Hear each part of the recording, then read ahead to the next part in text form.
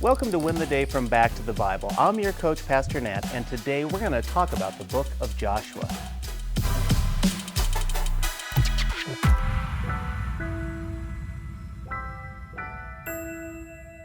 What is success?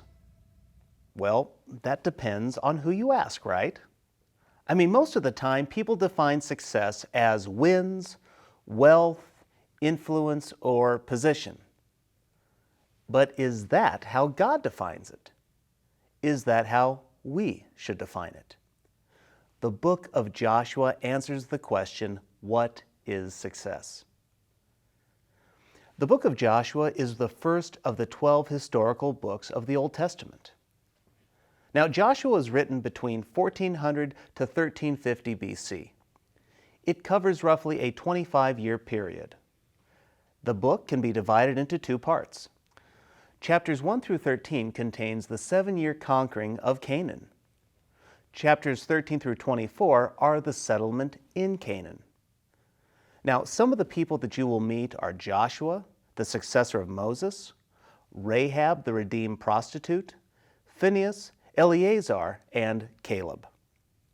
Now, you may be wondering, can Jesus be found in the book of Joshua?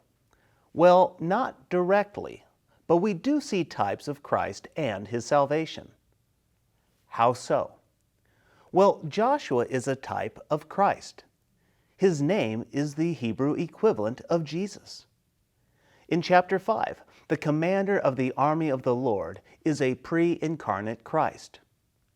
Then the story of Rahab's faithful action of letting down the scarlet cord portrays safety through the blood of Christ. Rahab, the prostitute, she would be named in the lineage of Jesus Christ. Can you believe it?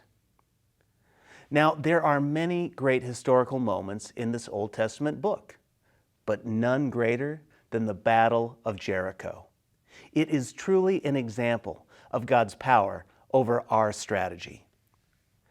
God used obedience and faith to overcome strategy and military defense.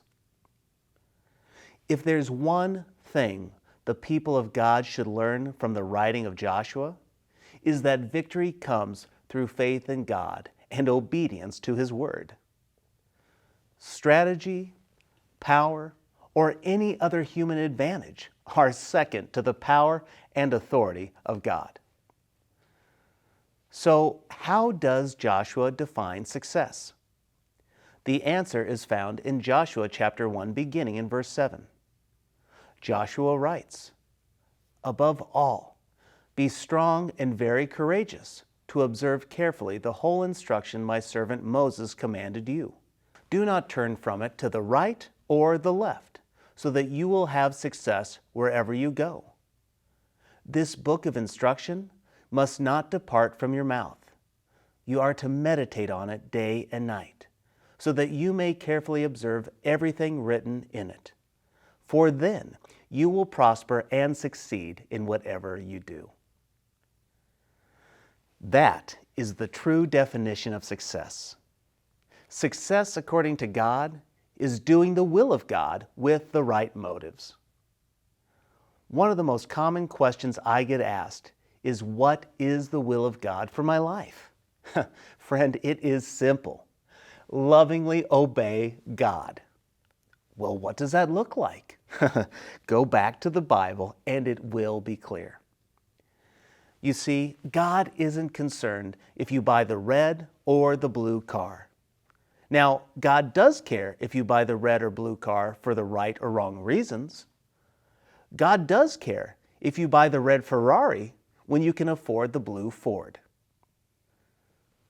Real success is doing the will of God with the right motives.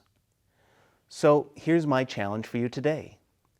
Redefine success correctly. We all face outside and inside pressure to perform and accomplish. That is not a bad thing. But when our value and esteem are found in those accomplishments, we are doomed to a futile life. Instead, do everything. Let's do it all for the Lord. Let's live in God's will through loving obedience. When we do, we will win the day.